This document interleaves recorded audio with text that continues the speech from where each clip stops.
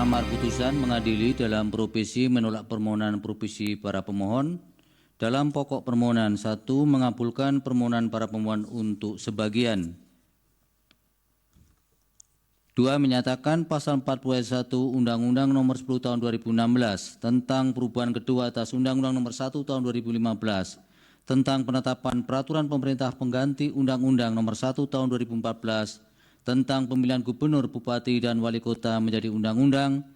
Lembaran Negara Republik Indonesia tahun 2016 nomor 130, tambahan Lembaran Negara Indonesia, Lembaran Negara Republik Indonesia nomor 5898, bertentangan dengan Undang-Undang Dasar Negara Republik Indonesia tahun 1945 dan tidak mempunyai kekuatan hukum mengikat sepanjang tidak dimaknai. Partai politik atau gabungan partai politik peserta pemilu dapat mendaftarkan pasangan calon jika telah memenuhi persyaratan sebagai berikut.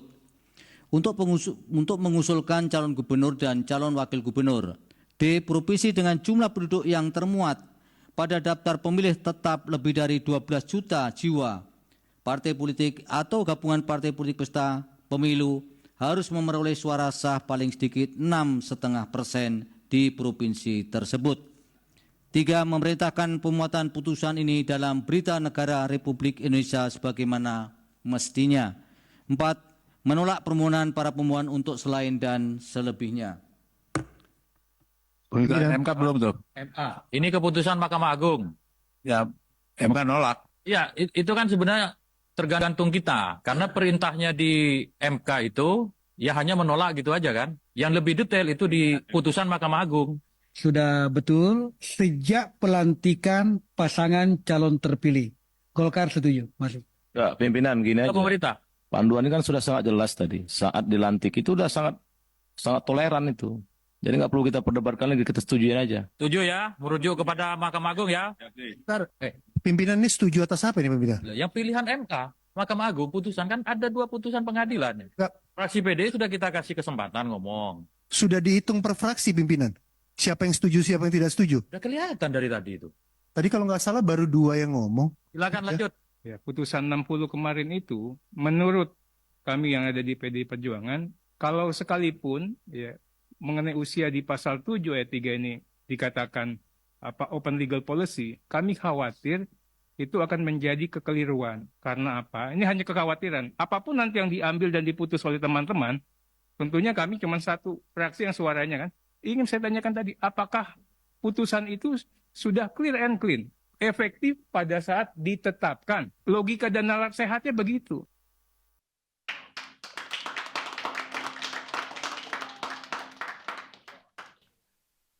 Pemirsa, kita bertemu kembali malam ini di Indonesia Lawyers Club. Malam ini atau malah 2 hari ini, semua orang bicara tentang politik. Dimulai dari kemarin ketika MK mengambil keputusan yang mengagetkan banyak orang.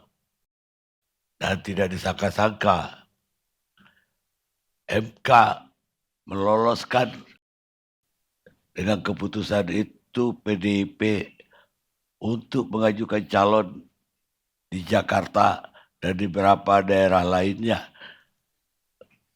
Karena suaranya memenuhi dan ambang batas diturunkan oleh MK menjadi 7% untuk Jakarta dari yang semula 20% menjadi 7% sehingga PDI bisa mencalonkan. Dan dengan demikian Anies Baswedan bisa dimajukan oleh PDIP di Jakarta. Tapi itu berumur cuma 1 hari. Terlanjur pendukung PDIP dan pendukung Anies euforia. Hari ini situasi langsung berbalik. DPR atau balik DPR telah mengesahkan atau menetapkan bahwa keputusan dari MK itu dikembalikan lagi ke putusan MA bahwa harus 20% baru satu partai atau berapa partai bisa mencalonkan. Dan juga untuk pendukung Anies juga berarti Anies tidak bisa dicalonkan satu partai. Demikian kira-kira dari putusan MK tersebut. Walaupun masih ada upaya lain yang dilakukan oleh PDIP. Saya tidak tahu caranya bagaimana, saya orang PDIP aja belum datang, tapi akan datang sebentar lagi, Masinton Pasaribu. Dan tidak hanya itu, Kaisang yang digadang-gadang akan jadi calon wakil gubernur untuk Jawa Tengah, dalam putusan Mahkamah Konstitusi kemarin, itu harus berumur 30 tahun ketika pencalonan. Dan hari ini DPR mengubah lagi menjadi balik ke semula, yaitu 30 tahun ketika ditetapkan jadi calon. Dan Kaisang yang lahir 25 Desember tahun 1994 belum berumur 30 tahun ketika penetapan calon, tapi akan berumur 30 tahun ketika dilantik nanti. Dan DPR kembali menetapkan bahwa 30 tahun itu ketika dilantik. Artinya Kaisang hari ini lolos walaupun kemarin dibatalkan oleh MK. Karena itu kami melihat fenomena ini bahwa MK itu kemarin itu bayar utang di injury time. Utangnya ketika Pilpres dibayar kemarin di udah masa injury time. Dan akibatnya PDIP dan Anies diloloskan MK ke Pilkada. Tapi hari ini itu dianulir oleh DPR. Pertanyaannya, berhakkah DPR menganulir keputusan MK? Dan jawabannya kemungkinan bahwa kami tidak menganulir, tapi kami membuat undang-undang baru untuk pilkada. Tapi kasat mata bahwa apa yang dilakukan DPR hari ini untuk keputusan MK kemarin, yaitu apapun namanya menganulir. Karena itu kita sebetulnya saya nunggu PDIP, tapi kita karena dia terlambat katanya 15 menit, saya akan mulai dengan Gais Khalifah sebagai pendukung Anies Baswedan. Bagaimana beliau melihat ini? Ya Bang, terima kasih banyak. Assalamualaikum warahmatullahi wabarakatuh. Waalaikumsalam. Saya memulai dengan kronologi dulu Bang ya, tentang majunya Anies. Jadi setelah Pilpres selesai, lalu perhitungan MK selesai, Anies menerima banyak tamu dari warga-warga Jakarta, meminta supaya dia maju mengikuti kontestasi pilkada di DKI.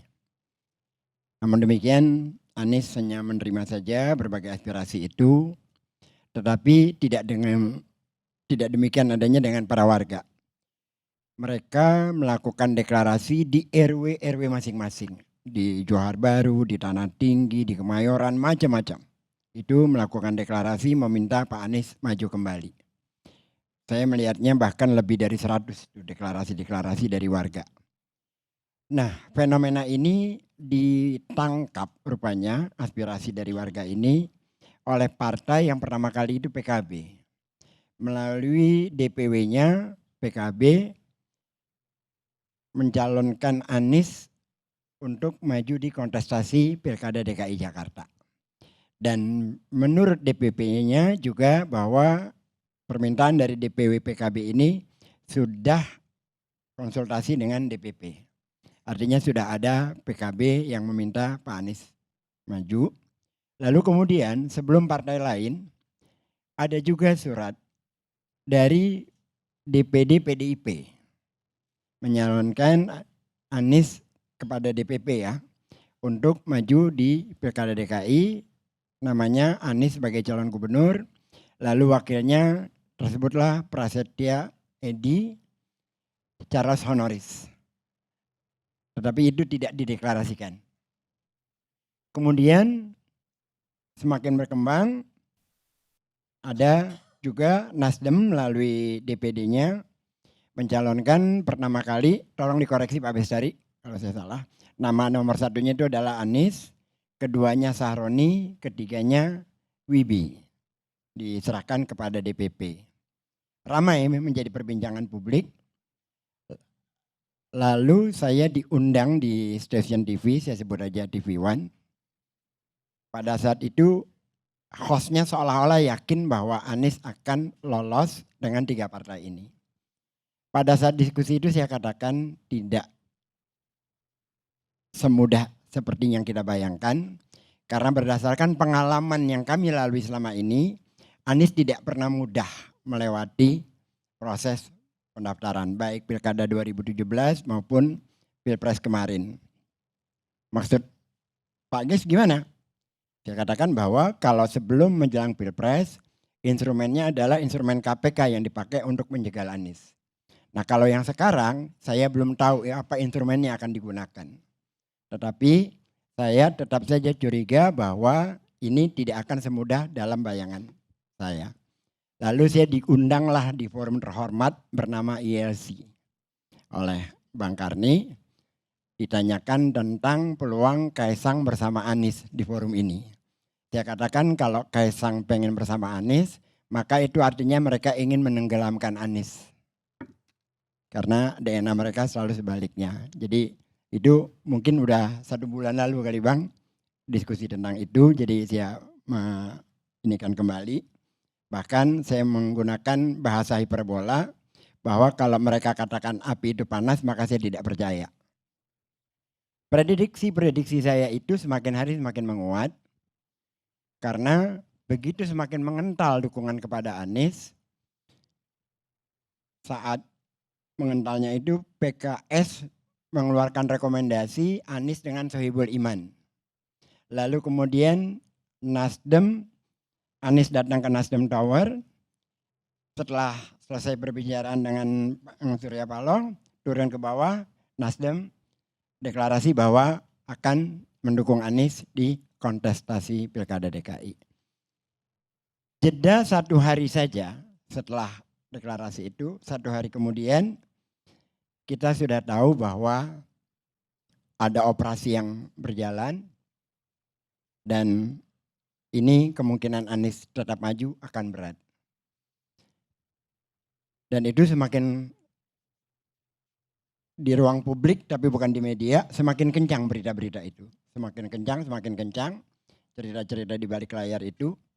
Lalu pada akhirnya semua tahu bahwa Anies tidak maju. Dan saya apresiasi sekali dengan Pak Surya Paloh. Karena Pak Surya Paloh itu sangat amat jantan, sangat amat gentle. Pada saat berita baik dia panggil, dia beritahu.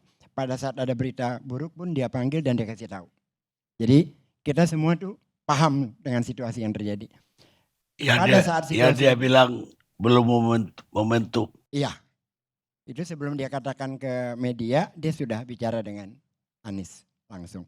Artinya bahwa komunikasi itu bagus sekali. Gitu kan? Dan kita semua mengertilah apa yang tengah terjadi. Dan Anies meminta kepada kita semua di lingkarannya dia agar tidak bersaling sengketa pendapat di ruang publik. Baik terhadap PKB, Nasdem juga PKS. Jangan ada yang saling sengketa di ruang publik. Karena kita paham dan semuanya adalah teman-teman kita. Itu yang dikatakan Anies kepada saya, kepada banyak teman-teman. Makanya Ada 2 kali saya diundang di stasiun TV, saya tidak mau hadir karena kan dihadap-hadapkan dengan teman dari PKS. Jadi saya menghindari itu. Karena pesannya Pak Anies adalah semua adalah teman kita pahami apa yang sedang terjadi. Jadi jangan mau kita dihadap-hadapkan gitu. Problemnya adalah ketika deklarasi kemarin itu yang mendukung Kang Emil dengan 12 partai kalau tidak salah. Lalu tinggal tersisa adalah PDIP. Maka menjadi nyatalah yang menurut saya bahwa Anies memang tidak akan bisa maju dengan mudah. Karena berdasarkan pengalaman ya selalu seperti itu. Bahwa bentuknya terjadi seperti kemarin adalah bentuk konkretnya. Tapi prediksinya bahwa Anies akan dijegal itu udah lama. Dan semua teman-teman yang di dalam udah tahu bahwa Anies tidak akan bisa mudah melewati proses pencalonan. Kemudian terjadi kebalikan situasi. MK yang di luar pikiran kita, tadinya kita menghitung secara matematis Bang. Kalau PDIP dengan PKB bagaimana, PDIP dengan Nasdem bagaimana, kita hitung. Semuanya gelap, semuanya nggak ada pintu untuk itu. Nggak ada sama sekali pintu itu. Ini udah selesai gitu loh. Kecuali ada sesuatu di balik ini semua. Dan kita juga seringkali ngalami pada saat Pilkada 2017, Anies sudah ditinggal PKB, P3 dan PAN yang awalnya mendukung.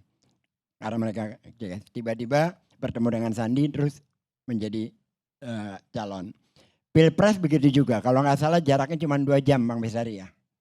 Dari AHY ke Caimin. Perubahannya begitu juga, tiba-tiba saja. Jadi hal-hal seperti ini udah sering kita alami. Jadi sesuatu yang datang tiba-tiba itu seringkali terjadi. Termasuk juga bukan hanya pencalonan. Pada saat Formula E 100% gagal. 100% gagal Formula E seharusnya. Tiba-tiba di ujung ada perusahaan yang mau sponsor. Berlangsunglah Formula E itu. Nah, ada lagi pertandingan bola. Juventus, Barca juga apa satu lagi. Real Madrid. Itu udah batal. Kemudian ada lagi jalan akhirnya terjadi. Selama di Jakarta juga banyak hal-hal semacam itu yang tiba-tiba ada jalan gitu loh untuk terjadi. Bahkan juga termasuk ketika membuat sirkuitnya. Jadi hal-hal yang seperti ini sudah sering kami alami. Rasa-rasanya secara mental kita udah sangat siap menghadapinya. Dan selalu menjadi optimis karena Anies pun seperti itu. Selalu membangkitkan optimisme di kita semua.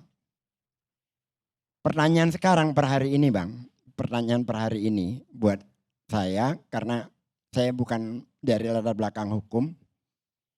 Selama ini di Republik ini menjaga demokrasi ada batas. Batasnya adalah MK. Selamanya setiap ada persengketaan maka begitu MK ketuk palu selesai. Misalkan sengketa di daerah, pilkada di daerah, bawa ke Jakarta, disidang di Jakarta melalui MK, ketuk palu, selesai dan kembali. Nggak ada lagi perubahan atau tuntutan lainnya. Selalu seperti itu, termasuk juga Pilpres berkali-kali. MK putuskan maka masalah selesai. Puas, tidak puas, suka atau tidak suka, MK putuskan maka masalah selesai. Itulah batas kita di dalam berkontestasi. Jadi ada batas yang harus dijaga bersama. Per hari ini sepertinya batas itu dilewati. Jadi apalagi yang menjaga kita sebagai sebuah bangsa dalam berdemokrasi kalau batas itu pun dilewati. Itu menjadi pertanyaan buat saya, mungkin Bang Ferry Amsari nanti bisa jelaskan. Apakah ini bisa kita terima situasi seperti ini. Terima kasih Bang. Assalamualaikum warahmatullahi wabarakatuh. Masih ada celah nggak? Karena PDI tadi ngomong bahwa tetap akan mencalonkan Anies. Kalau celah selalu ada Bang, tapi selalunya saja datangnya dari langit Bang. Jadi susah memprediksinya. Celahnya Anies itu selalu datangnya dari langit. Nggak bisa kita prediksi. Bahkan dia jadi menjadi gubernur aja, kalau abang ingat ceritanya itu kan, semata-mata kan karena digigit nyamuk. Kalau nggak digigit nyamuk kan jadi gubernur dia. Dia mau berangkat ke Amerika, sudah confirm, digigit nyamuk malaria, demam berdarah, masuk ke rumah sakit. Pada saat pendaftaran harusnya sudah ada di New York, dia ada di Jakarta. Gitu. Jadi kalau itu ya selalu saja ada. Ya. Jadi nggak sengaja ya. Selalu seperti itu Bang. Biasanya seperti itu. Akan terjadi lagi nggak? Harapannya ada Bang. Harapannya ada. Yang kedua bisa kita bayangkan begini. Sebuah partai besar, lama dan ikut membangun republik ini, PDIP, itu kan sudah mengumumkan akan mendeklarasikan 169 kepala daerah berdasarkan dari keputusan MK. Nah, ini akan kita lihat seperti apa nantinya. Dan ini yang akan mengumumkan adalah PDIP. Nggak, kalau dia deklarasikan, apakah suaranya tuh sesuai nggak dengan MK dan Sesuai dengan MK. dengan Dengan MK, bukan yang dengan putusan DPR? Bukan. Yang sesuai dengan MK. Bisa nggak DPR itu membatalkan keputusan MK? Berhak kah? Yang nggak bisa dibatalkan cuma ayat Quran Bang. Yang lain semua bisa. Tapi Keputusan DPR MK saja bisa dibatalkan hari ini. Apalagi keputusan DPR. Kalau bisa bicaranya bisa atau tidak bisa. Ini juga tergantung kemampuan civil society di dalam mengkonsolidasikan aspirasinya tentunya. Karena selama ini kan memang dilemahkan ya. Konsolidasi civil society itu dilemahkan selama ini. Inilah yang membuat ini semua terjadi. saya pikir civil society memang akan bergerak. Karena besok itu katanya partai apa bukan partai, buruh-buruh itu akan bergerak ke DPR dan akan mengepung DPR. Itu informasinya Kita lihat malam saja. ini. Semoga berjalan damai dan DPR memahami bahwa ini tidak baik untuk dilakukan terus-menerus gitu loh. Karena ini sesungguhnya menghina kewarasan kita. Yang dilakukan hari ini itu adalah menghina kewarasan kita sebagai warga negara. Seolah-olah kita nggak ngerti ini semua di balik ini gitu kan. Padahal kita paham gitu. Iya, berapa kali Bung Geis itu mengatakan udah paham. Anies pun mengatakan udah paham apa yang terjadi. Apa itu yang dipahami? Bahwa ini akan terjadi. Kita sudah paham bahwa ini akan terjadi, sudah paham. Bentuknya seperti ini yang kita nggak tahu. Tapi bahwa Anies akan diperlakukan tidak sesuai dengan yang harusnya dilindungi haknya sebagai warga negara, itu kita sudah pahami itu. Boleh dikatakan sudah hafal mati itu. Saya kira tadi paham juga apa yang terjadi di balik layar. Oh iya sama, kalau itu juga paham. Tetapi kan nggak mungkin kita bicarakan di ruang publik seperti ini. Saya ke pakar hukum tata negara Muhammad Ruliandi. Apa tanggapannya terhadap kejadian 2 hari ini? Terima kasih Pak Karni. Saya mencermati begini ya. Putusan MK nomor 60 ya dan 70 tentang materi muatan dalam Undang-Undang Pilkada ini menimbulkan dilematis, menimbulkan problematika hukum dalam sistem ketatanegaraan kita. Putusan MK nomor 60 di mana berkaitan dengan ketentuan pasal 40 ayat 1 dan pasal 40 ayat 3 mengenai mengusung paslon oleh partai politik dengan syarat yang tadinya adalah berdasarkan kursi DPRD, ya. Kemudian itu dirubah oleh Mahkamah Konstitusi. Kita memahami dalam sistem tata negara itu harus ada pengaturan yang konsisten. Undang-undang Pilkada itu dibentuk 2016 nomor 10. Berarti dia dipraktekkan sebagai dasar hukum pada Pilkada 2017, 2018, dan terakhir 2020 kemarin. Dan saat ini 2024. Seharusnya dasar pemikiran pembentuk undang-undang merumuskan pasal 40 ayat 1 dan ayat 3 itu adalah merupakan wilayah open legal policy. Ada syarat ambang batas thresholdnya, ya, yang kemudian itu tidak bisa dinilai oleh pengadilan, namanya Mahkamah Konstitusi. Ada satu teori yang mengatakan judicial activism berhadapan dengan judicial restraint. Saya setuju.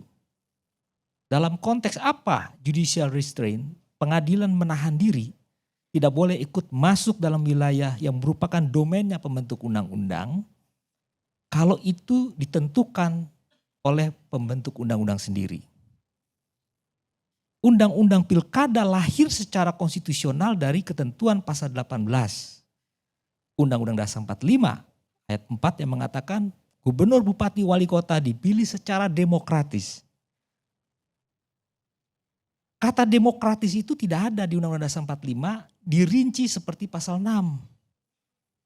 Partai politik dan gabungan partai politik dapat mengusung calon presiden dan wakil presiden yang memenuhi syarat yang ditentukan dalam Undang-Undang Dasar yang kemudian dikuatkan oleh undang-undangnya.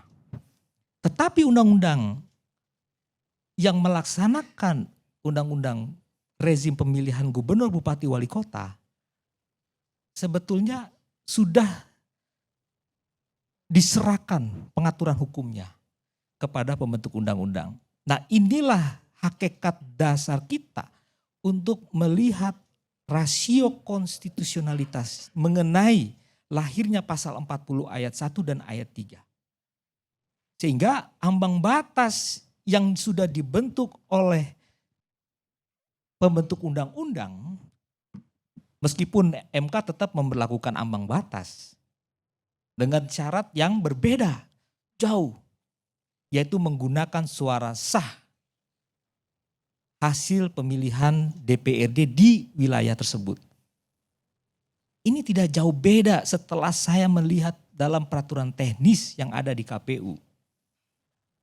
Peraturan KPU nomor 8 tahun 2024 ada syarat-syarat juga calon perseorangan itu yang kemudian mendapat dukungan sesuai dengan DPT. Kalau jumlah penduduknya sekian sampai 2 juta maka harus mendapatkan dukungan sekian persentasenya. Itu sama persis. Cuma bedanya itu harus mendapat suara sah oleh partai yang akan mengusung partai politik tersebut. Nah, pertanyaan mendasar, apakah pengusungan partai politik itu sama tidak dengan syarat oleh calon perseorangan? Kalau tidak sama, mengapa dilakukan persamaan? Nah, ini menurut saya satu dalil yang tidak rasional ketika ada satu objek yang tidak sama, ya, diperlakukan sama. Ini bertentangan dengan prinsip equality before the law. Ya, tentu ada perbedaan. Maka dari itu undang-undang menggunakan 2 jalur. Silakan bagi yang mau mengisi pengusung calon gubernur, bupati, wali kota melalui partai politik, ini aturan mainnya. Bagi yang mau masuk melalui jalur perseorangan, ini aturan mainnya. Nah, tetapi itu tidak diperhatikan oleh Mahkamah Konstitusi dalam putusan nomor 60 sehingga itu menimbulkan kekacauan hukum. Ya.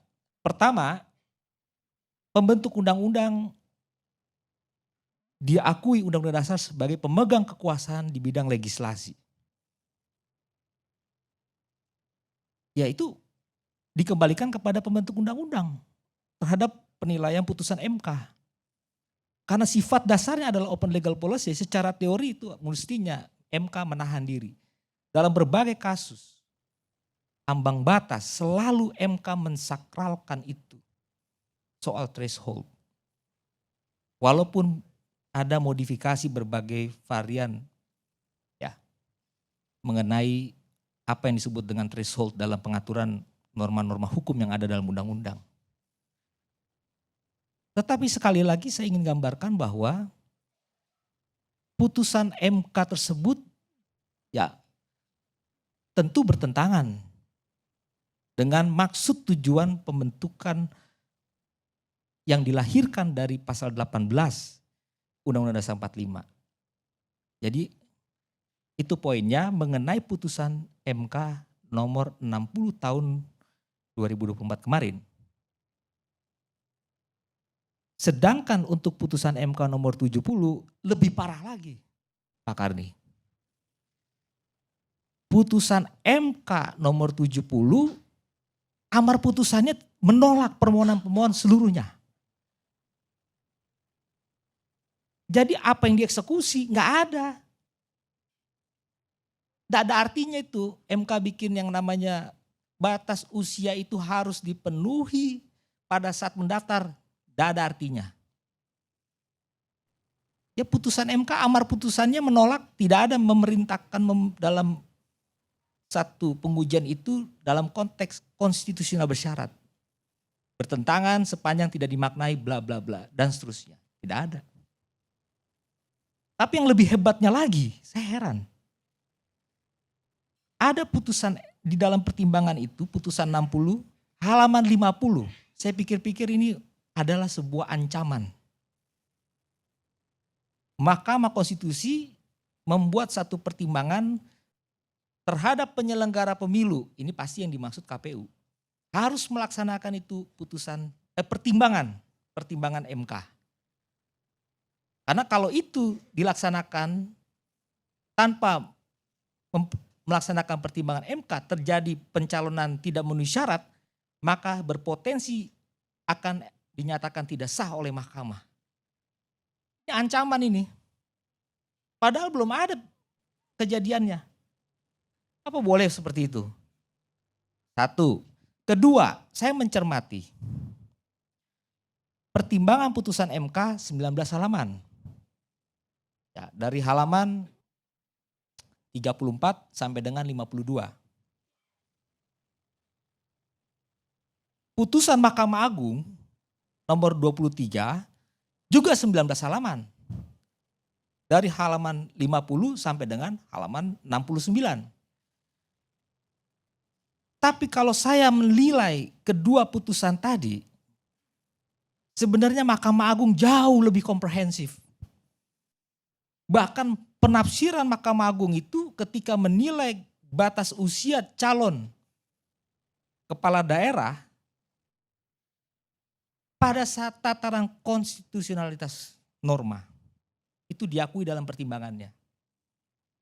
Tidak hanya pada kerugian pemohon tetapi juga sampai dengan pada adanya konstitusionalitas norma. Dan kita harus akui tidak ada satu referensi memori van Tolchtingnya. Lahirnya pasal 7 ayat 2 huruf E. Bahwa batas usia untuk diusung sebagai kepala daerah itu harus dipenuhi sejak kapan? Itu tidak ada. Oleh karena itu, maka undang-undang pilkada memberikan kewenangan atribusi kepada KPU. Pada pasal 5 menyatakan KPU diberi wewenang untuk mengatur ketentuan lebih lanjut dalam peraturan KPU, hal-hal yang perlu dirinci dalam persiapan penyelenggaraan pemilihan. Aturan yang rinci tadi merupakan open legal policy bagi KPU untuk merinci sejak kapan dinyatakan batas usia itu harus dipenuhi dalam pemilihan kepala daerah, gubernur, bupati, wali kota. 2010 peraturan KPU mengatakan sejak didaftarkan. 2020 PKPU nomor 9, tadi PKPU 13 tahun 2010, kalau yang ini adalah PKPU nomor 9 tahun 2020, itu adalah sejak penetapan pasangan calon. Karena terjadi perbedaan antara penafsiran PKPU 2010 dengan 2020, maka menimbulkan ketidakpastian hukum dan bisa berubah-ubah di kemudian hari. Oleh karena itu ditarik oleh Mahkamah Agung untuk memastikan bahwa kepastian hukum itu ada, maka harus ditentukan dia harus dipenuhi sejak pelantikan. Dari konteks hukum tata negara, jabatan itu diisi oleh subjek hukum a natural-like person. Entitas orang perorangan, Pak Karni. Meskipun pemilihan itu kepala daerah menyediakan sarana kolom kosong, ketika kolom kosong menang tidak bisa dia dilantik karena dia bukan entitas hukum, pengemban hak dan kewajiban. Di Makassar 2018 menang pertama kali kolom kosong pertama di Indonesia, tidak bisa dilantik. Bikin pemilu ulang. Ketika pemilu ulang menang yang paslon baru bisa dilantik. Artinya ya kembali lagi bahwa jabatan itu dia diisi oleh entitas orang perorangan, melekat kewenangan dia, tugas dia, kewajiban dia menjalankan jabatan sejak dia dilantik.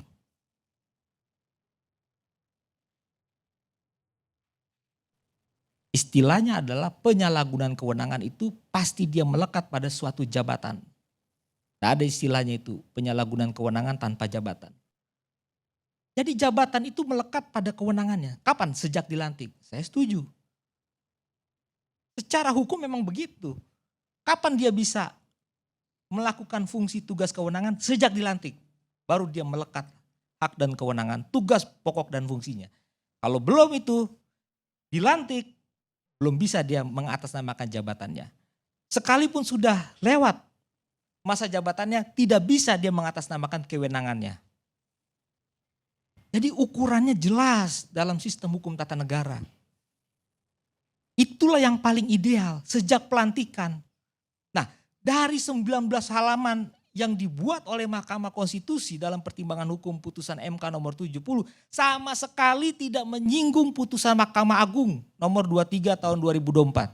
Ini ada apa ini? Gak boleh begitu. Bagaimanapun juga ini putusan hukum.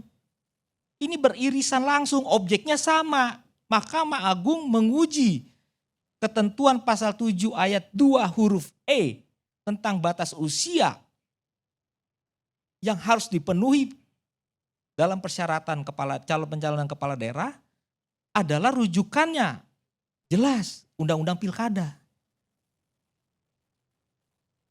Meskipun objek yang dimohonkan adalah peraturan KPU. Begitu pula juga dengan Mahkamah Konstitusi. Dia menilai pasal 7 ayat 2 huruf E Undang-Undang Pilkada, undang-undang yang sama ditafsirkan oleh dua lembaga yang berbeda. Dua-duanya berbeda hasilnya. Tapi yang satu Mahkamah Konstitusi yang terakhir tidak melakukan review terhadap putusan Mahkamah Agung. Nah, ini berbahaya sekali dalam sistem hukum kita. Dan ini tidak boleh dijadikan contoh ke depan dalam putusan-putusan oleh lembaga kekuasaan kehakiman. Saya tidak tahu apakah ini ada dampaknya dari putusan PT UN kemarin akibat dari adanya pembatalan atau keabsahan Ketua MK. Karena yang memutus putusan Mahkamah Agung ini adalah Ketua Kamar Tun. Ya, yang tahu hanya beliau-beliau. Tapi secara hukum ini tidak fair bagi Mahkamah Konstitusi. Karena tidak ada satupun kalimat dalam 19 halaman yang menyinggung Mahkamah Agung. Padahal ini adalah dua-duanya pelaku kekuasaan kehakiman. Baik. Ya, itu kira-kira poinnya Pak Karni. Terima kasih. Tapi menurut Anda bisa nggak keputusan MK satu hari kemudian dibatalkan oleh DPR? Ya, dulu pernah MK menguji dirinya. Tidak mau dia menangani sengketa pilkada. Ferry Amsari pasti tahu itu. Tapi kemudian MK tetap memasukkan kewenangan sengketa pilkada itu ada pada Mahkamah Konstitusi. Sepanjang waktu itu belum ada kita membuat namanya peradilan khusus. Tapi konteksnya begini Pak Karnia, ada wilayah untuk menilai suatu produk hukum yang sudah dibentuk. Clear, MK ada di sana. Tapi ketika merumuskan norma-norma hukum, itu bukan wilayah MK. Baik, itu kan soal lain. Ya. Pertanyaan saya, bisa nggak DPR membatalkan? Bisa. Karena kekuasaan Alasannya? undang-undang itu ada pada pembentuk undang-undang. Kalau itu substansinya adalah pembentukan hukum yang merupakan bersumber dari open legal policy, ini kan putusannya kita batasi temanya putusan 60 dan 70. Ya, katakanlah yang 60 dulu misalnya. Itu adalah pasal 40 open legal policy. Maka sebetulnya itu dikembalikan kepada pembentuk undang-undang. Apapun putusan MK ya terserah pembentuk undang-undang. Loh dia yang punya kekuasaan undang-undang, presiden bersama DPR. Itu satu poinnya. Nah jadi yang kedua, putusan 70 tidak ada non-executable. Amar putusannya tidak ada menyatakan pasal ini sepanjang tidak dimaknai sejak didaftarkan. Nggak ada kata-kata itu. Jadi tidak punya perintah. Nah ini yang membedakan. Sehingga saya menilai kita kembalikan kepada konstruksi sumber dari hakikat yang dipermasalahkan oleh MK ini adalah open legal policy. Itu perdebatan awalnya. Apakah open legal policy boleh diambil alih oleh MK? Yaitu sebagian mayoritas majelis hakim punya keyakinan itu boleh. Saya berpendapat judicial activism ada batasannya dengan judicial restraint. MK mengakui bahwa itu adalah open legal policy. Tapi dia tabrak dengan merubah kebijakan itu. Bahkan itu copy paste dengan aturan untuk calon perseorangan. Dan itu tidak apple to apple. Begitu Pak Karni. Baik, saya minta tanggapan pakar tata negara juga, Ferry Amsari. Terima kasih Pak Datuk Karni. Assalamualaikum warahmatullahi wabarakatuh. Waalaikumsalam. Alhamdulillah kita dibuat bingung beberapa hari belakangan ini. Ini kerjaannya menarik. Saya ingin mungkin mendiskusikan terlebih dahulu apa sih isi putusan Mahkamah Konstitusi nomor 60 PUU 22 Romawi tahun 2024 dan putusan nomor 70. Secara baik-baik dulu. Putusan Mahkamah Konstitusi itu mengatur hal yang baru dari Undang-Undang 10 2016. Undang-Undang 10 2016 menganut model yang sama dengan Undang-Undang Pemilu, terutama soal ambang batas pencalonan presiden. Persis. Ya.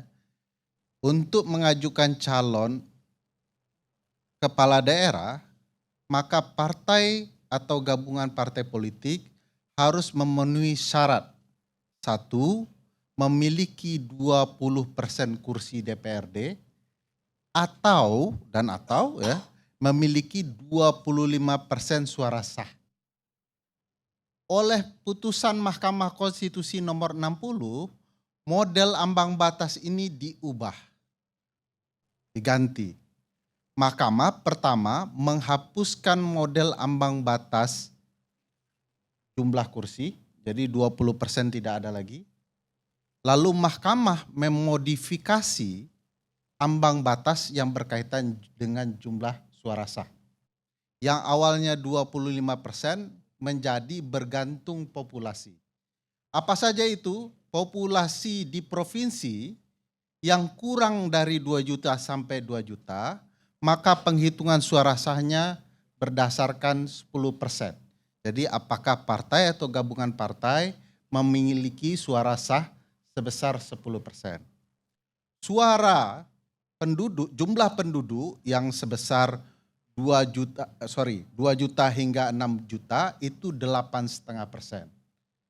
6 juta sampai 12 juta, dalam konteks ini salah satunya DKI Jakarta, itu sebesar 7,5%, Pak Datuk. Jadi ada 7,5-nya. Lalu untuk jumlah sebesar 12 juta ke atas, itu persentase jumlah suara sahnya 6,5%. Nanti berunut ya untuk kabupaten kota 500.000, 500.000 ke 1 juta, 1 juta ke 2 juta, 2 juta ke atas. Itu dari 10% hingga 6,5%. Jadi mahkamah mengubah konsep ambang batas itu menjadi suara sah. Kenapa pertimbangan ini muncul? Kalau kita lihat konstelasi politik, ini sedang terjadi pembajakan demokrasi konstitusional secara luar biasa. Tidak bisa kita hindari. Bahasa putusan mahkamah itu adalah, pakai bahasa Minang dia Pak Karni, bersuluh matahari. Ya, so obvious, alias ceto welo-wela. Ini bahasa Jawa saya agak terganggu sebenarnya. Tapi kurang lebih terang benerang sebenarnya. Ada upaya yang merusak demokrasi konstitusional kita. Itu sebabnya partai sekelas PDIP hampir tidak bisa mengajukan calonnya. Nggak diajak dia. Nggak dibuat berteman, sendirian. Calon yang preferensinya setinggi Anies tidak diminati partai. Bayangkan nih. Ada yang minat mengundurkan diri, Bang Barus. Jadi tidak lazim dalam demokrasi pilkada kita ada upaya yang menyingkirkan lawan-lawan secara tidak sehat. Oleh karena itu mahkamah menyadari ada yang salah dengan konsep ambang batas ini. Mudah-mudahan besok juga sadar soal ambang batas pencalonan presiden. Jadi sadarnya enggak boleh juga Mahkamah Konstitusi itu setengah-setengah gitu ya. Nah, kalau kita lihat putusan ini sangat luar biasa membuka kesempatan. Bayangkan kalau tidak ada putusan ini akan ada potensi di berbagai pilkada jumlah calon tunggal itu membesar. 2015 kita punya calon tunggal 3, 2017 punya calon tunggal 9, 2018 punya calon tunggal 16 pasangan calon, 2020 kita punya 25. Dugaan teman-teman pemantau pemilu ini akan lebih dari 50 pasangan calon tunggal di berbagai daerah. Melawan kotak kosong. Ini logika demokrasi seperti apa? Pemilu itu ya berkompetisi secara fair. Saya dihadap-hadapkan dengan Bang Masinton, bertarung kami dengan gagasan, ada yang suka pilih kami, tidak ada yang suka pilih yang lain. Ini ada calon tunggal disuruh berhadapan dengan kotak kosong. Kotak kosong ini tidak tahu visi misinya seperti apa yang harus dia perjuangkan demi kepentingan masyarakat, lalu muncul konsep yang memaksakan kita memilih makhluk tak bernyawa sama makhluk bernyawa. Demokrasi seperti apa yang sedang kita bangun dan harapkan? Dan harus diingat, meskipun putusan MK sekarang sangat luar biasa baik, ini juga muncul kotak kosong ini gara-gara MK. Jadi MK bukan tidak mungkin sedang berupaya memperbaiki kealpaan-kealpaannya. Mumpung kekuasaan sudah akan berakhir. Jadi bagi saya MK sedang berbuat sesuatu bagi demokrasi konstitusional kita. Kita punya alternatif yang cukup banyak ya. Bayangkan kota sebesar Jakarta calonnya cuman beberapa orang, 2 misalnya. Bagaimana mungkin itu? Ada daerah provinsi, ada calon tunggal, lawan kotak kosong. Kayak orang-orang pintar di provinsi tidak ada. Siapa yang mengendalikan ini? Adalah kekuasaan yang menghimpun partai-partai politik untuk tunggal bersuara. Dan itu tidak sehat karena kita dipaksakan untuk menentukan pilihan ke arah yang inkonstitusional. Kalau mau berpemilu ya ada lawannya, jangan tidak ada lawannya. Jangan dibuat kotak kosong apalagi calon boneka, tidak tepat menurut saya. Dan ini menjadi penting melakukan perbaikan dan mengubah banyak hal. Saya mau beri catatan ya, bahwa skandal mempermainkan aspek demokrasi konstitusional kita tidak kali ini saja. Dan hari-hari ini adalah puncak dari maksiat berkonstitusi itu. Coba bayangkan ada calon yang preferensi pilihannya ada di Jawa Barat, dipaksa untuk pindah ke Jakarta. Dan calon ini dipaksa mengumumkan bahwa dia cinta mati terhadap Persija. Padahal dia ada Viking. Ini kan pemaksaan terhadap calon sendiri masuk ke zona yang tidak nyaman dalam berdemokrasi. Dengan syarat mungkin tertentu ya, asal calon lain yang lebih tangguh itu tidak bisa maju. Akhirnya ada pemaksaan-pemaksaan dalam demokrasi konstitusional kita. Airin di Banten punya popularitas yang baik, tapi dijegal dan partainya sendiri tidak bisa memajukan dirinya. Musa Rajeksah di Sumatera Utara punya popularitas bagus, terpaksa harus mundur karena anak raja sedang lewat. Siapa anak rajanya saya tidak tahu. Jadi ada pemaksaan dan kita tahu semua. Bersuluh matahari, ceto welo-welo. Kita tahu apa yang sedang terjadi dan kita semua berpura-pura bahwa ini bukanlah permainan kekuasaan. Dulu waktu putusan 23 PHUM Mahkamah Agung keluar, dinyatakan bahwa tidak ada ditujukan untuk anak presiden yang bernama Kaisang. Ternyata diumumkan, dikampanyekan. Ceto welo-welo. Kita sedang mengikuti suasana yang terang benerang ini dan pura-pura tidak melihat semua ini. Bagi saya, kesadaran berkonstitusi kita itu ambruk, runtuh ke titik paling rendah dari nadir berdemokrasi. Di putusan 70, lebih menarik lagi.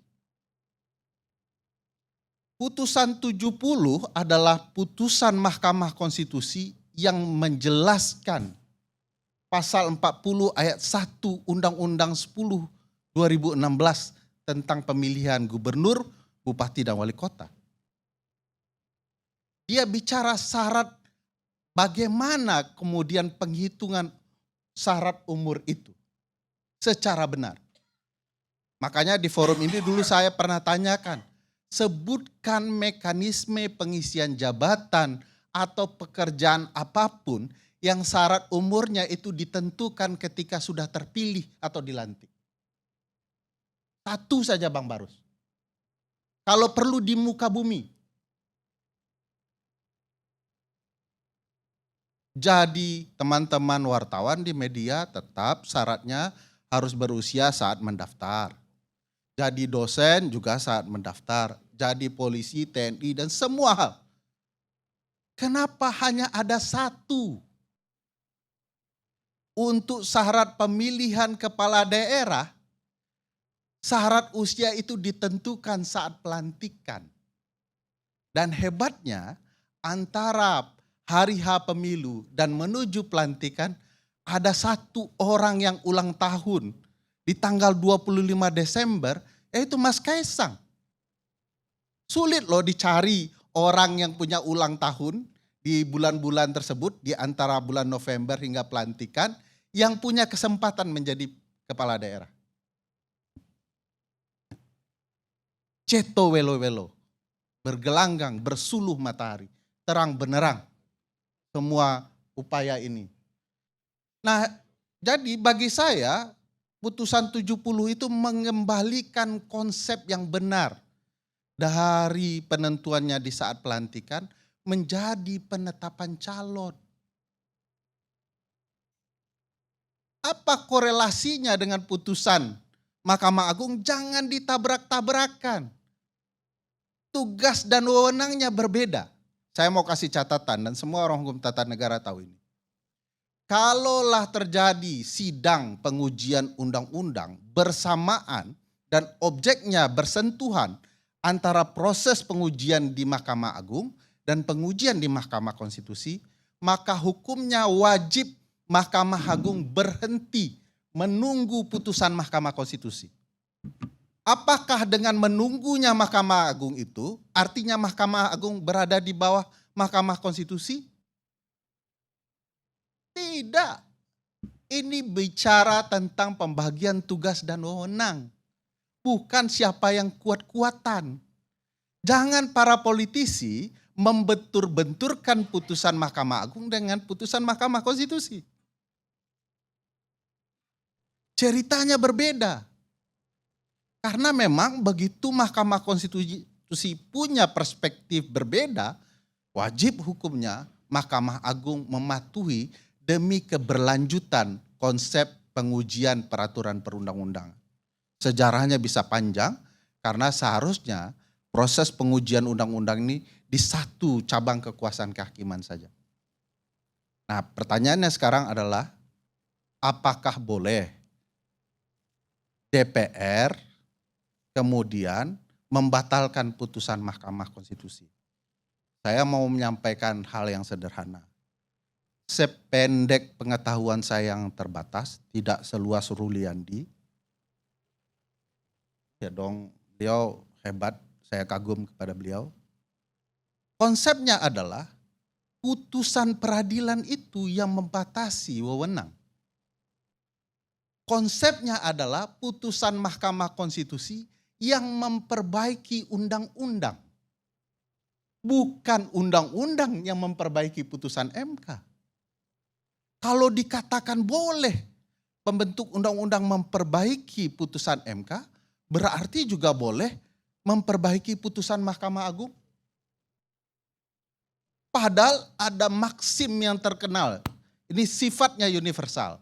Semua orang boleh memaknai hukum itu apa? Boleh semua. Pak Khes tadi mengatakan bukan orang hukum, boleh juga, tafsirkan aja. Tetapi tafsir yang memiliki kekuatan hukum hanyalah putusan peradilan. Jadi peradilan yang berhak memaknai konstitusionalitas dari sebuah undang-undang adalah Mahkamah Konstitusi. Sebab kenapa? DPR dan pemerintah seringkali lupa diri karena sifat kekuasaan politik membuat mereka menyimpang. Maka tugas para yurislah, para ahli hukum, para hakim membenahi dan menata kembali kepentingan politik itu agar tidak merusak orang banyak.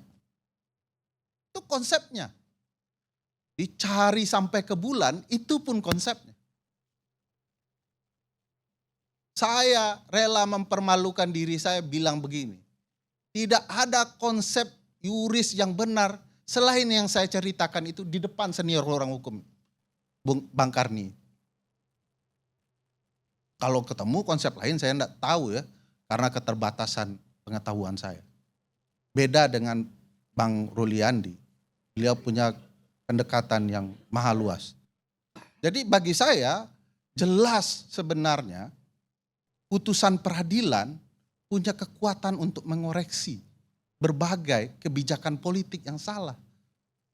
Dan apa yang terjadi di DPR itu langka sekali. Misalnya contoh yang dikatakan oleh DPR itu menarik ya. Bahwa salah satu orang yang cukup terkenal mengatakan, sering juga ke sini mengatakan bahwa tidak diperkenankan ya, bahwa mahkamah mengambil kewenangan dari DPR. Ini persis sama yang disampaikan Bang Ruli. Ini perdebatan tahun 1803, baca deh buku sejarah hukum. Lama sekali diperdebatkan, panjang. Sampai 1920 diperdebatkan di zaman Hindia Belanda. Tapi apa yang dipakai, hakimlah yang kemudian harus mengoreksi orang-orang politik ini. Kalau dikatakan Mahkamah Konstitusi mengambil kewenangan pasal 20 Undang-Undang Dasar yang menjadi kewenangan DPR sebagai pemilik wewenang legislasi, pertanyaan saya adalah bagaimana dengan kewenangan presiden dalam membentuk legislasi? Dari 5 tahapan pembentukan undang-undang, perencanaan, penyusunan, pembahasan, pengesahan, dan pengundangan, DPR cuma punya 5. Presiden punya, ini salah jari ini gawat. DPR hanya punya 4. Presiden punya 5. Bahkan presiden bisa buat perpu, PP, perpres, dan lain-lain. Konstitusi disalahi, tapi nggak ada yang bicara kalau sudah berhadapan dengan presiden. Pengkhianatan konstitusional seperti apa rancang bangun ketatanegaraan seperti ini? Dibilang di konstitusi kewenangan DPR, tapi praktiknya lebih banyak kewenangan presiden. Padahal presiden itu wajib dibatasi.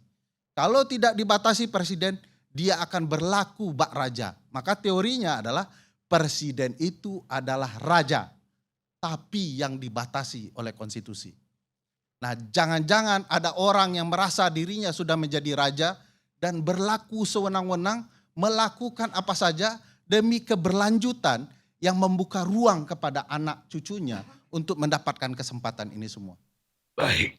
Terakhir Bang Karni, kita jadi saksi bahwa kevulgaran ini, kemunafikan ini dalam berkonstitusi telah menjadi adab dan laku lancung yang membiarkan kita terpuruk suatu saat, dan mungkin saja salah satu yang bertanggung jawab adalah sahabat saya yang bernama Ruliandi. Terima kasih. Bang Ari, Bang, izin bertanya Bang. Saya izin bertanya dengan Ferry untuk memperdalam aja. Karena pendekatan dia kan pendekatan hukum. Kalau yang tadi kan pendekatan ini pendekatan politik. Jadi saya bertanyanya kepada Bang Ferry. Kalau laboratorium Jakarta ini sukses dilakukan dengan 12 partai, bisakah ini menjadi presiden untuk 2029 nanti dalam konteks presiden? Ini kan bisa menjadi presiden nih. Ya, kalau jawabannya bisa sih bisa saja Pak Ges. Tapi sekali lagi Pak Ges yang mengatakan saya orang hukum tata negara, pendekatan yang Pak Ges tanyain sangat pendekatan politik. Tapi saya katakan karena ilmu kami bersentuhan hukum tata negara dan politik, segala hal yang buruk akan bisa menjadi adab yang kemudian menjadi sebuah kebiasaan. Dulu masa jabatan presiden itu hanya 1 periode. Tapi kebiasaan buruklah yang membuatnya bisa 2 periode, 3 periode, ada 1 periode 7 tahun dan 9 tahun. Jadi bukan tidak mungkin. Jakarta ini sangat mungkin terulang di Pilpres 2029 nanti. Jakarta ini trend center politik. Oke, terima kasih.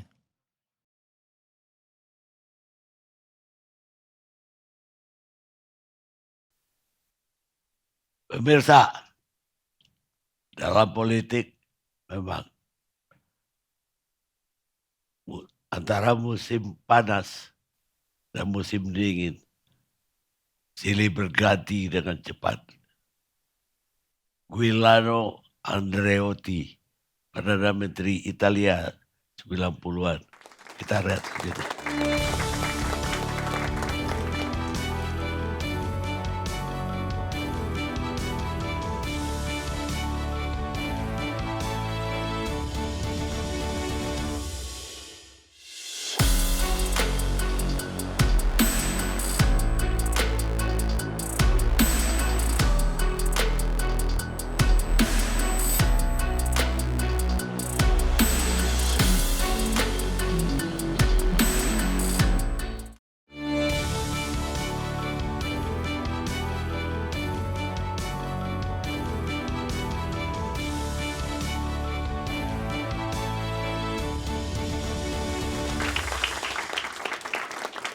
Pemirsa, kita lanjutkan diskusi kita.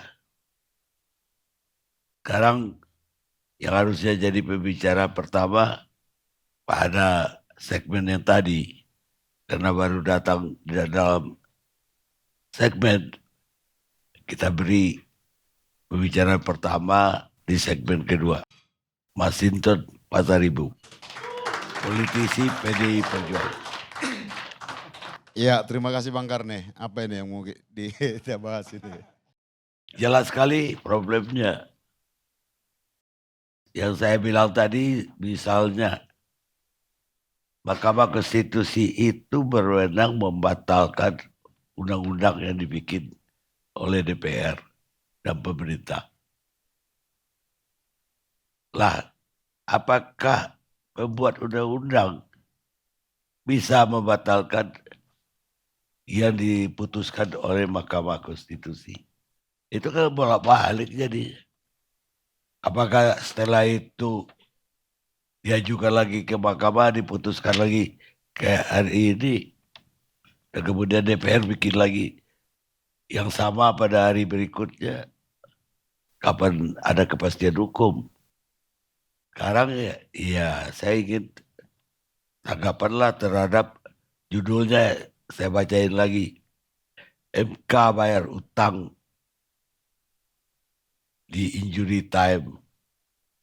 Maksudnya bayar utang ketika Pilpres. PDIP dan Anies diloloskan mencalonkan ke Pilkada. Diloloskan MK ke Pilkada. Berhakkah DPR menganulir keputusan MK tersebut? Ya, terima kasih Bang Karne. Mohon maaf tadi terlambat. Jadi pertama, bernegara itu adalah berkonstitusi. Ketika negara diproklamirkan, maka para pendiri bangsa kita itu menyusun rumusan konstitusi itu, dan ini sebagai karya terbaik para pendiri bangsa kita. Dari mulai mukadimah sampai kemudian batang tubuh dalam pasal-pasal itu. Namun kemudian dalam perjalanannya kita melakukan setelah reformasi dan demokrasi, kita melakukan amandemen, perbaikan-perbaikan terhadap konstitusi kita atau undang-undang dasar kita. Nah, kemarin putusan Mahkamah Konstitusi nomor 60 dan nomor 70 tahun 2024 itu jelas bahwa MK melakukan koreksi terhadap putusan-putusan sebelumnya, ketika artinya bukan mengkoreksi putusan sebelumnya, artinya memberikan harapan baru gitu ya Bang Karni, bahwa Mahkamah Konstitusi sedang bekerja untuk demokrasi dengan jalan konstitusi. Maka bagaimana mengatasi tentang threshold dalam pilkada, diaturlah klaster-klasternya tadi berdasarkan jumlah penduduk dan daftar pemilih tetap. Kemudian bagaimana tentang usia, itu diperjelas oleh MK sejak didaftarkan, bukan pada saat dilantik.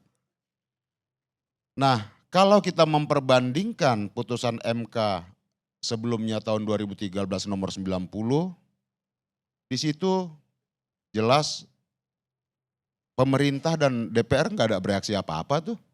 Langsung daftar menggunakan putusan Mahkamah Konstitusi tadi, bahkan KPU menerima tanpa merubah PKPU-nya, peraturan KPU-nya.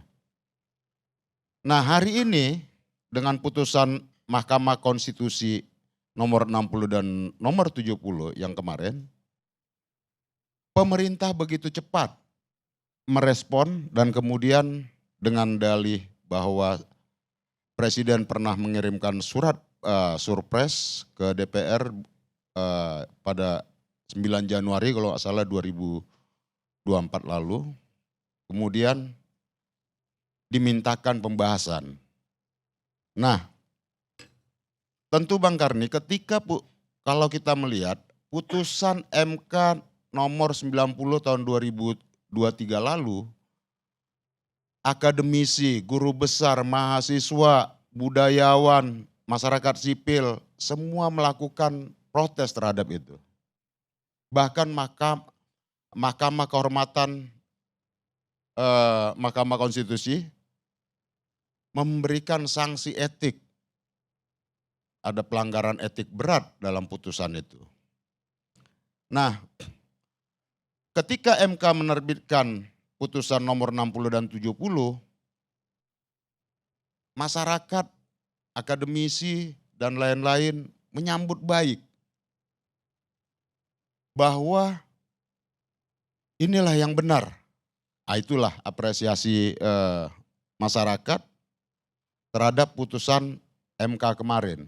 Namun seketika ada peristiwa politik hari ini, tadi pagi, siang sampai sore, pemerintah dan DPR melalui badan legislasi melakukan pembahasan yang itu sesungguhnya ya cacat formil dan cacat secara material. Cacat formilnya apa? Prosedur tentang tata cara dalam pembentukan perundang-undangan itu atau pembahasan perundang-undangan itu tidak terpenuhi. Ada bamus kemarin sebelumnya, 1 hari sebelumnya, itu yang namanya Badan Musyawarah melibatkan seluruh elemen praksi, PDI Perjuangan dikabarkan setelah mau selesai yang namanya Badan Musyawarah itu. Nah, kemudian dibawa ke balik, dilakukan pembahasan. Dalam pembahasan tersebut ya juga tidak melibatkan sebelumnya itu sejak Januari sampai sekarang itu tidak ada pelibatan partisipasi masyarakat, rapat dengar pendapat dan lain-lain sebagainya. Di situ tadi saya katakan cacat formilnya. Kemudian cacat materialnya adalah DPR kemudian mengabaikan yang namanya putusan Mahkamah Konstitusi itu, nomor 60 dan 70 itu. Kemudian dibuat klaster itu. Yang tadinya bahwa bunyi pasal itu adalah 20% suara dan atau 20% kursi dan atau 25% suara. Kemudian oleh MK di klaster. Di klaster berdasarkan DPT tadi. Nah, oleh DPR kemudian dirubah hanya berdasarkan partai yang memperoleh kursi harus memenuhi syarat 20%. Partai yang tidak memperoleh kursi dia harus memenuhi syarat sesuai dengan jumlah penduduk tadi. Nah, di situ perubahan secara materinya. Artinya bahwa ini ada tangan-tangan yang tidak terlihat menggunakan DPR untuk menabrak konstitusi itu. Bahkan mengabaikan putusan Mahkamah Konstitusi. Nah, kalau sudah begini Bang Karni, harapan kita apalagi kalau bernegara kemudian konstitusi itu ditabrak. Presiden itu satu kepala negara. Presiden sebagai kepala negara, dia harus taat pada konstitusi. Dan dia harus melaksanakan perintah konstitusi, bukan mengangkangi konstitusi. Presiden sebagai kepala pemerintahan, selain dia taat pada konstitusi, dia juga menjalankan perundang-undangan.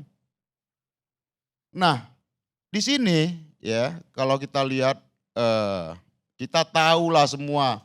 Maka saya katakan tadi di Badan Legislasi itu, di hadapan pemerintah ada Menteri Dalam Negeri, ada Menteri Hukum dan HAM. Kita tahu semua mau kemana revisi terhadap Undang-Undang Pilkada ini. Saya nggak perlu jelaskan lah, itu kepentingannya siapa. Tetapi yang menjadi bahaya buat kita adalah, kita tidak memiliki satu kepastian dan kita tidak lagi bersandar pada aturan konstitusionalitas dalam menyelenggarakan negara ini. Ini bahaya, Bang Karni. Nah, saya sampaikan ya, mau apapun itu yang dibuat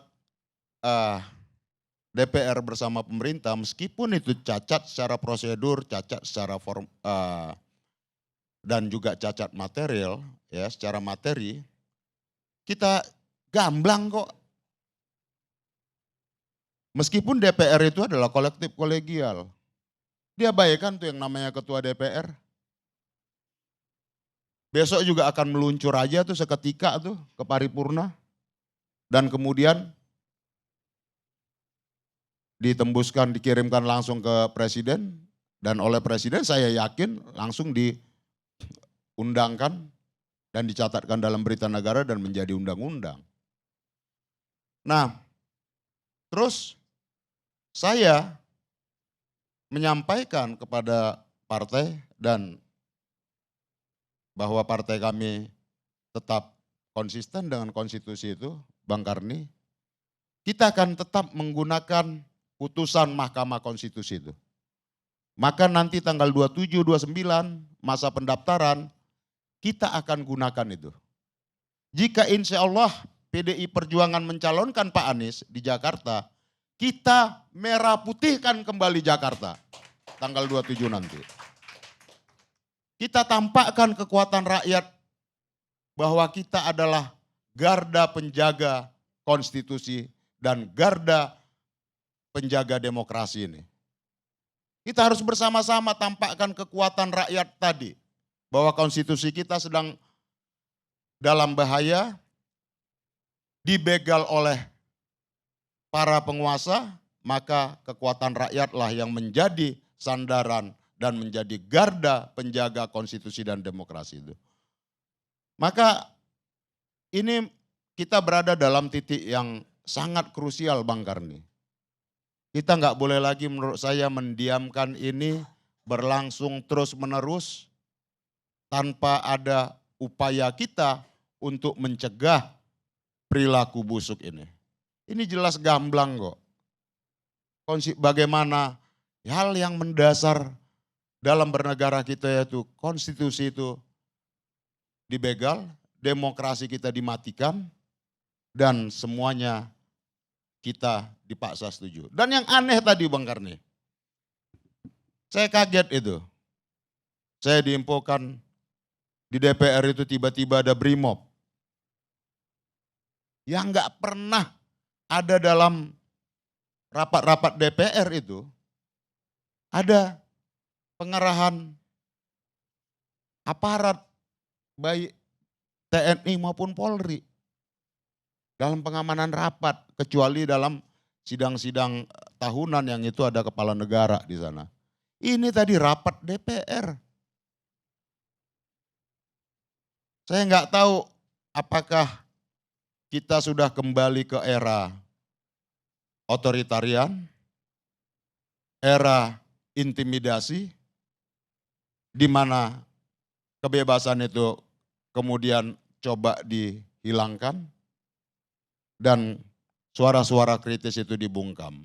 Nah, ini berbahaya dalam konteks masa depan demokrasi kita. Nah, makanya saya Bang Karni dengan situasi hari ini, ya saya juga sebagai anggota DPR sampai saat ini ya, yang juga merasa berkontribusi dan salah kalau membiarkan ini. Ini jelas-jelas kok pembegalan konstitusi, masa mau kita diamkan? Nah maka tanggal 27 nanti, 27 Agustus hingga 29 Agustus nanti masa pendaftaran, ini sesungguhnya menjadi ruang bagi seluruh rakyat Indonesia di seluruh daerah. Kita tidak lagi mengacu pada aturan yang kaku, tapi Mahkamah Konstitusi sudah membuka ruang ya kepada seluruh calon untuk syarat yang tidak lagi ketat seperti undang-undang pilkada sebelumnya, karena Mahkamah Konstitusi sudah memutuskan lebih fleksibel berdasarkan daftar pemilih tetap itu. Maka ini harus digunakan oleh seluruh partai politik untuk menyajikan calon-calon kepala daerah yang nanti rakyat memiliki banyak pilihan, pilihan-pilihan terbaik dan tidak dipaksakan dengan calon tunggal. Nah, tentu kita harus kawal putusan Mahkamah Konstitusi ini, kita harus jaga demokrasi kita harus bergerak bersama untuk menyelamatkan pembegalan konstitusi dan demokrasi kita. Saya rasa itu Bang Karni. Apa yang akan dilakukan oleh PDIP kalau besok paripurna DPR mengesahkan undang-undang pilkada? Kami sudah menyampaikan tadi dalam pandangan mini kami, pandangan mini praksi kami di Badan Legislasi, dan juga besok dalam paripurna kami akan sampaikan bahwa kami tidak sependapat dengan pemerintah dan partai-partai lainnya terhadap revisi undang-undang pilkada ini. Nah tentu kami harus menjaga putusan Mahkamah Konstitusi. Maka kami konsisten menggunakan putusan 60 dan 70 Mahkamah Konstitusi itu untuk mendaftarkan calon-calon kepala daerah kami ke seluruh KPU di Indonesia ini. Karena kita harus jaga betul Bang Karni. Karena saya katakan tadi itu ya bernegara ya berkonstitusi. Kita nggak boleh mengabaikan itu. Ketika konstitusi kita tidak memiliki kepastian, konstitusi kita dibegal hanya karena hasrat kekuasaan, maka ya buat apa lagi kita bernegara? Ya rusak semua tatanan itu, gitu Bang Karni. Baik, sekarang giliran Bestari Barus, politikus Nasdem. Terima kasih Bang Karni. Apa ini ya dimulainya? Ya. Saya kira pertama saya hanya bisa menyampaikan hal-hal yang sifatnya terbatas pada kesempatan ini Bang Karni. Bahwa tentu Partai Nasdem sebagai satu entitas ini dalam perjalanannya mestilah juga memperlihatkan keberpihakannya kepada masyarakat. Namun tentu berpihak kepada masyarakat, kepentingan bangsa yang lebih besar, cerminannya itu jelas harus taat dan patuh terhadap seluruh produk perundang-undangan.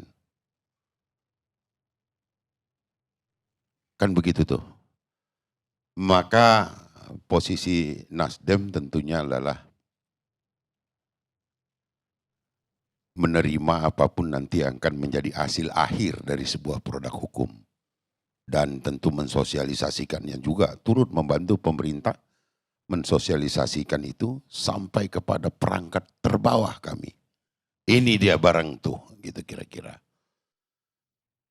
Tadi banyak disinggung apakah ini merupakan kepentingan tertentu, kami coba untuk tidak masuk ke wilayah itu Bang Kis. Namun perlu kami sampaikan begini.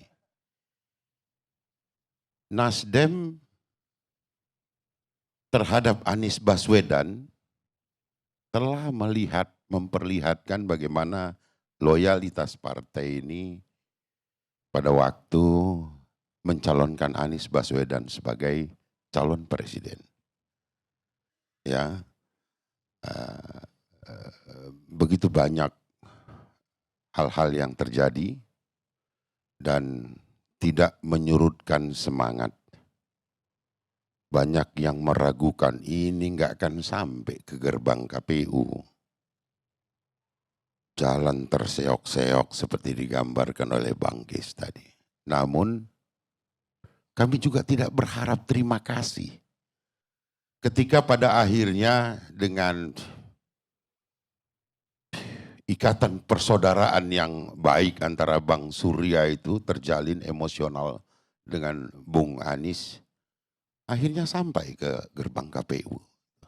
Saya ikut ngantar, bahkan mobil saya yang paling depan karena pegang toa gitu.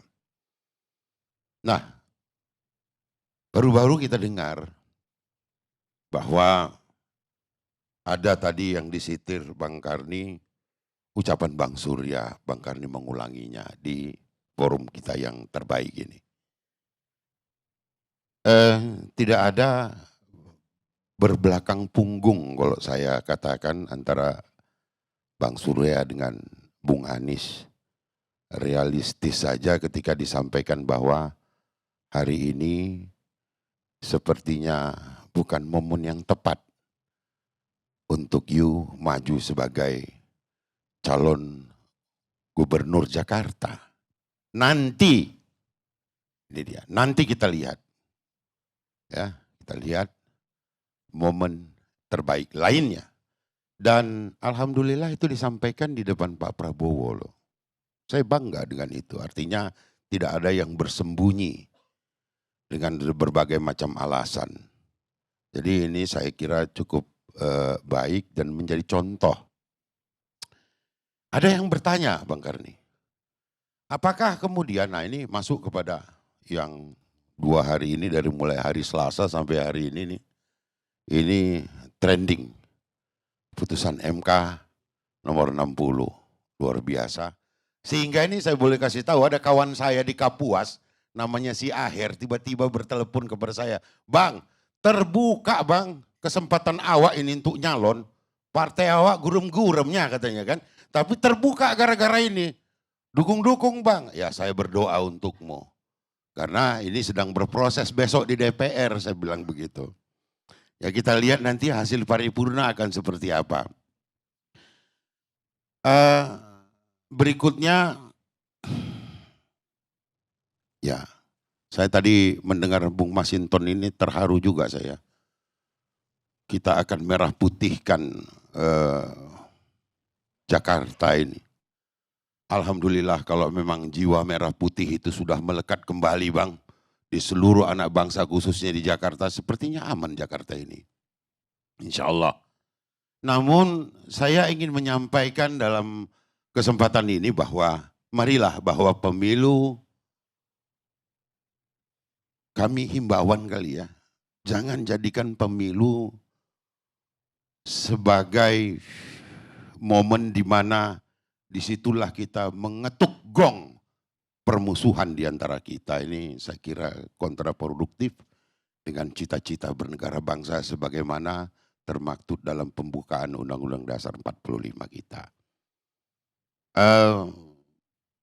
Jika memang hal yang dilakukan sekarang ini adalah dianggap sebagai peristiwa politik ataupun katakanlah gerakan politik, maka sebaiknya lakukanlah hal sama untuk menangkisnya atau hal lain yang mungkin perlu. Karena begini Bang Karni, kita mendengar 2 ahli tadi, di kanan saya 1, di kiri saya 1. Prinsip ilmunya agak beda tipis saja, tapi pada ujungnya kita melihat bahwa mereka berdua pun gak bisa bersepakat ini tentang pertanyaan Bang Karni. Bisakah ini dua-duanya punya pendapat yang berbeda?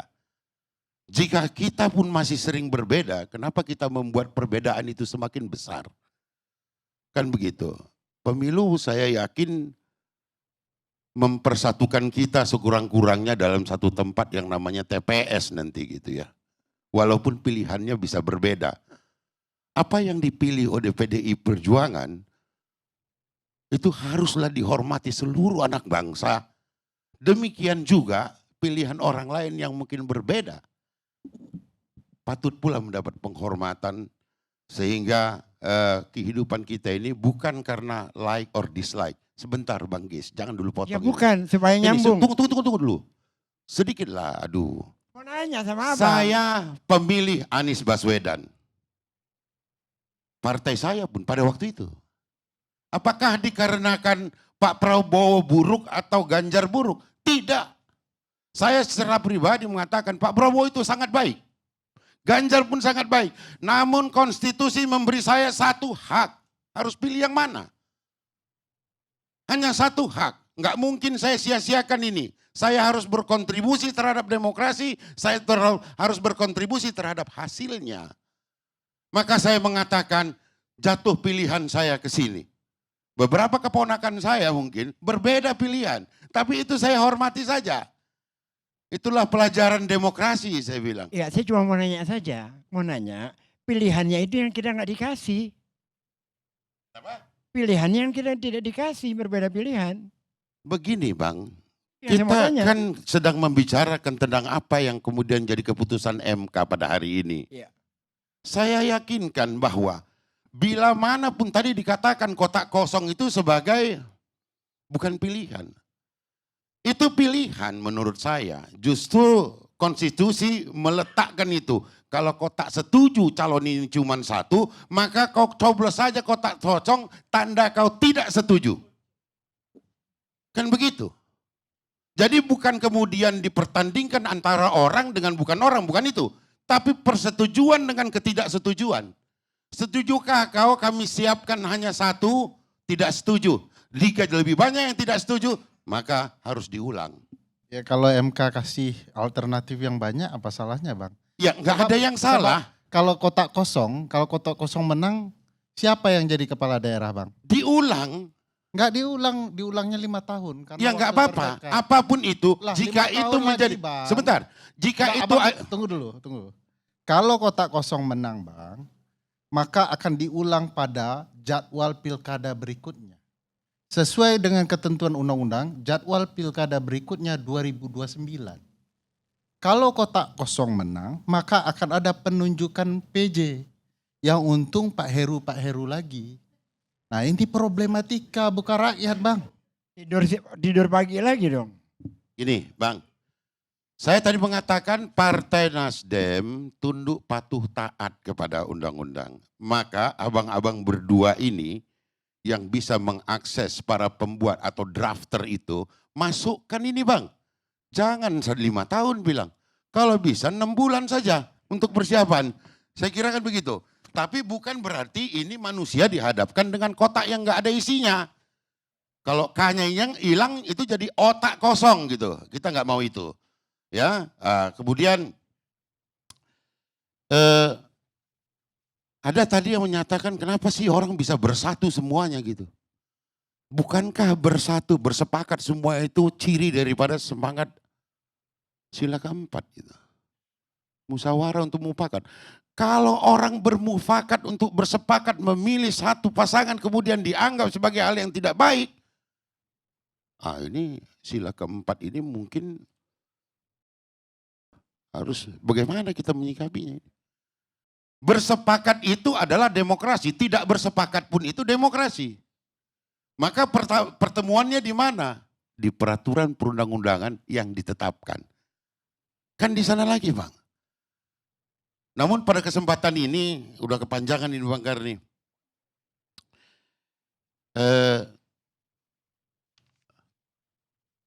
Saya berharap juga bahwa dukungan Partai Nasdem untuk mensukseskan pemilu kada di Jakarta ini jangan ditafsirkan sebagai hal yang yang secara diterjemahkan secara liar. Ini tidak lebih dan tidak bukan adalah bagaimana kita melaksanakan kewajiban konstitusi sebagai entitas sebuah partai politik, tidak boleh tidak ikut di dalamnya. Ya, kalau PDI Perjuangan ingin beserta, ini akan lebih cepat. Mana lawannya jadi kotak kosong atau mungkin calon independen bila lulus. Namun saya berjanji, ini Bang Ges ini saksinya. Kalaupun memang pada akhirnya Pak Anies dicalonkan, maka kebahagiaan bagi saya. Sebentar dulu, jangan potong. Namun sebagai profesional kader, tentu kami akan ditugaskan untuk memenangkan Ridwan Kamil dan Suswono. Saya berjanji pada kesempatan itu, saya tidak akan berucap satu kata buruk pun tentang Pak Anies, insya Allah. Itu yang cuma bisa saya janjikan sebagai keluarga dari Pak Anies, saudara dari Pak Anies, dan saudara sesama anak bangsa. Saya kira itu yang bisa saya sampaikan. Terima kasih.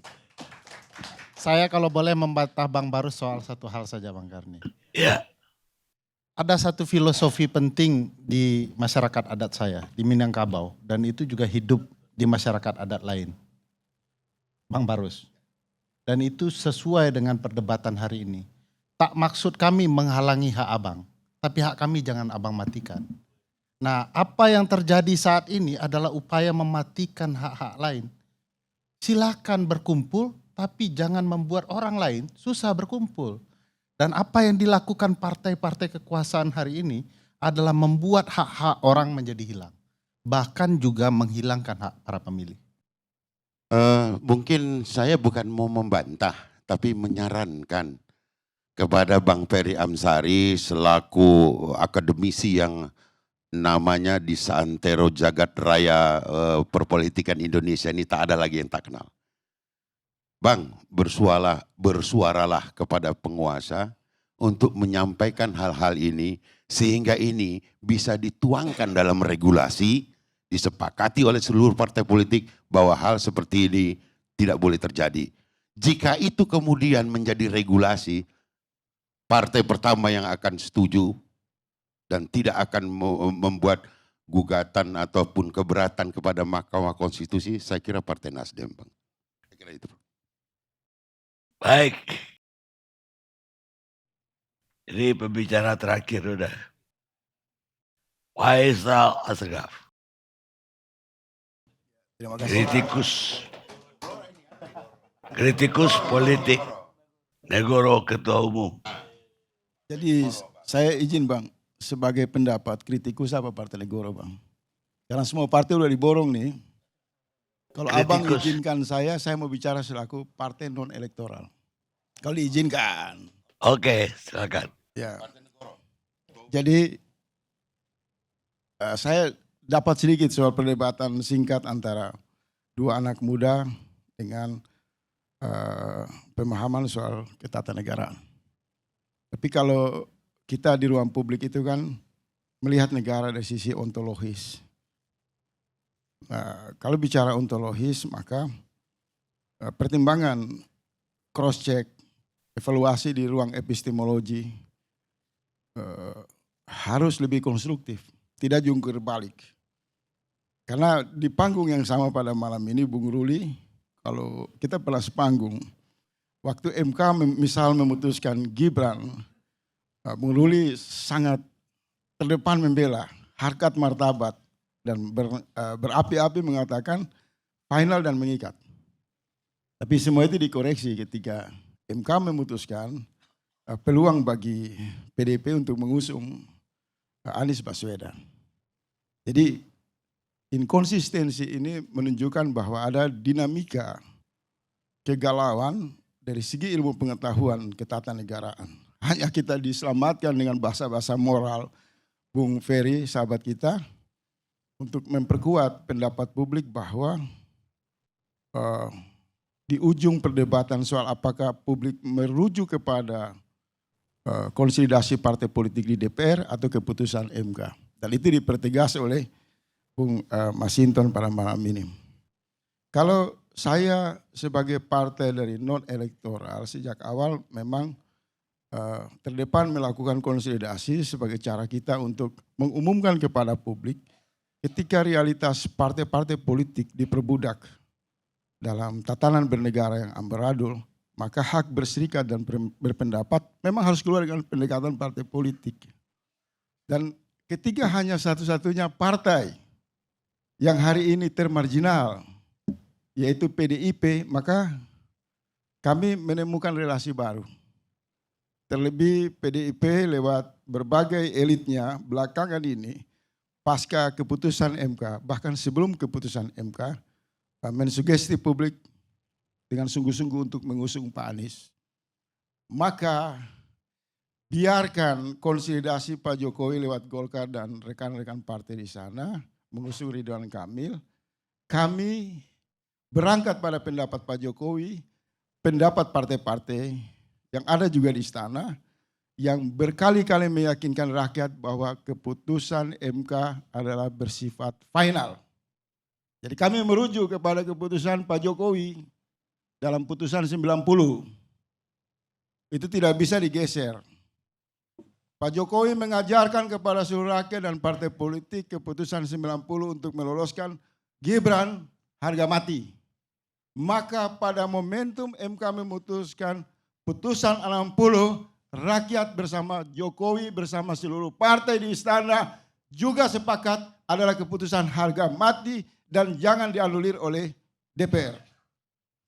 Itu prinsip yang ingin saya beritahukan atas sikap pendapat politik saya melalui partai politik yang bebas. Jadi saya kira Kalau satu kekuasaan yang sejak awal memaksakan cara-cara premanisme, bahkan disimpulkan oleh banyak kalangan, ilmuwan, akademisi, jurnalis, elemen-elemen rakyat, dengan pendekatan yang sangat amoral, maka yang tersisa di pihak rakyat, Anies dan Ibu Megawati harus berani. Dengan modal moral pada tanggal 27 atau tanggal 29 sebagaimana telah diumumkan oleh representasi juru bicara Ibu Megawati, kita sama-sama datang ke KPU dengan kekuatan moral mendaftarkan Anies Baswedan untuk maju di Pilkada DKI. Itu tidak bisa ditunda, tidak bisa dihalangi. Nanti kita lihat apakah Pak Jokowi masih menggunakan pendekatan politik komando atau partai-partai di lingkaran istana ingin terus ngotot untuk mencari cara menindas rakyat, maka kemungkinan prediksi sebagian besar orang Indonesia menuju Bangladesh sulit dihindari. Kenapa? Karena tidak ada lagi rujukan bernegara dengan prinsip-prinsip konstitusi. Hari ini semua like and dislike. Dan semua orang setelah MK memutuskan putusan 60, semua mengatakan inilah kemenangan rakyat, kemenangan Ibu Megawati yang konsisten memperjuangkan sikap politiknya. Ini adalah kemenangan kesabaran Anies Baswedan. Kalau ini sudah dinyatakan oleh publik yang marah terhadap tindakan brutal, arogansi kekuasaan, maka semua perdebatan menjadi tidak penting.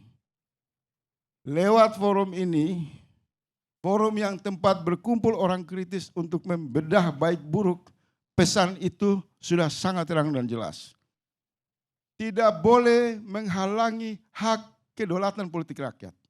Tidak boleh mengintimidasi PDIP. Hentikan kebencian terhadap Anies. Biarkan ruang demokrasi ini menjadi sarana kompetisi politik yang sehat. Agar Pilkada DKI bukan menjadi keinginan seorang pribadi Jokowi atau sekelompok partai politik. Tapi pada akhirnya Pilkada DKI adalah kompetisi melalui cara-cara damai dengan hak yang dimiliki setara dan dilaksanakan di TPS. Tetapi kalau sejak awal jelang lengsernya kekuasaan masih saja Jokowi bermain tanpa pertimbangan-pertimbangan moral, maka permohonan maaf Jokowi juga gugur dengan sendirinya. Karena bagaimana mungkin seorang kepala negara yang sangat terang dan terbuka mengatakan maaf di ruang publik, permohonan maaf di ruang publik, tapi hari ini memandu partai-partai politik untuk melancarkan serangan politik brutal, gorong-gorong yang tidak sesuai dengan nilai-nilai Pancasila. Tidak sesuai dengan kultur politik bangsa yang dipertegas oleh Bahlil pada saat dilantik sebagai Ketua Umum Golkar dan berpidato, Jokowi berubah sikap menjadi Raja Jawa.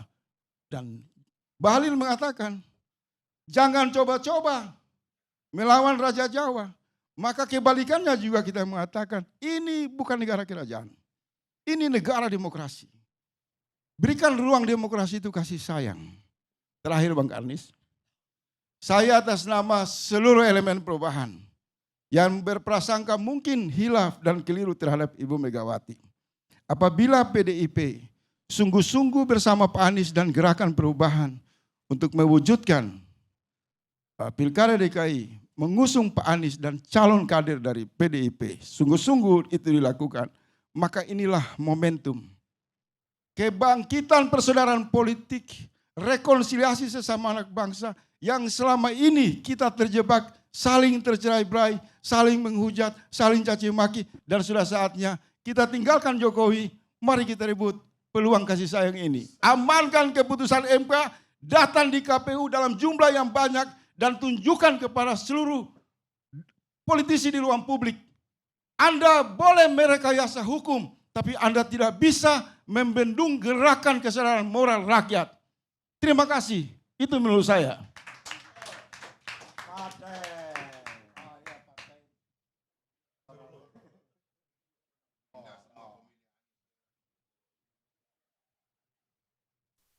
Pemirsa, kejahatan akan selalu ada.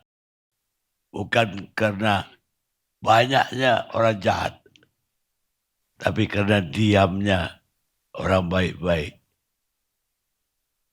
Kata Ali bin Abi Thalib, sahabat Rasul. Kita ketemu ILC yang akan datang. Kami diskusikan, Anda menafsirkannya. Sampai ketemu.